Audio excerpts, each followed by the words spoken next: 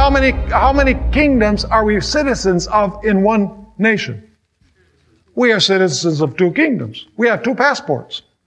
One passport is the U.S. passport. That's the civil passport. And then we have the blood of the Lamb, which is the other passport. You see, we're citizens of one nation because we were born here, or we were naturalized here. We're citizens of the other nation because of the new birth. We were born again. And so we live in one nation, but within that one nation, there are two kingdoms that are to be ever what? Separate one from another.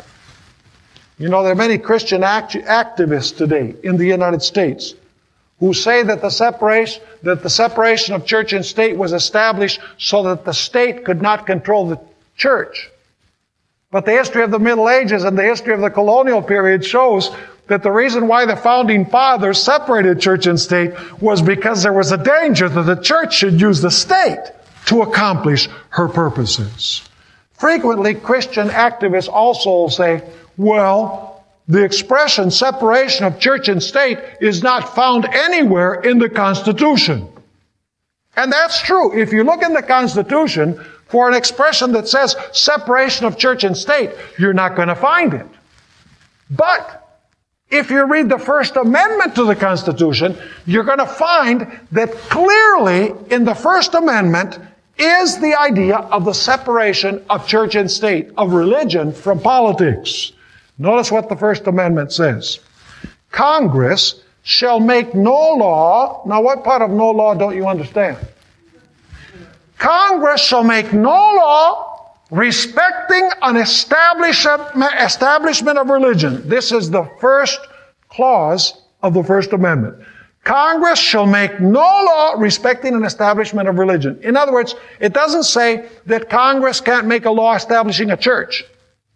Or Congress can't make a law establishing a religion. No.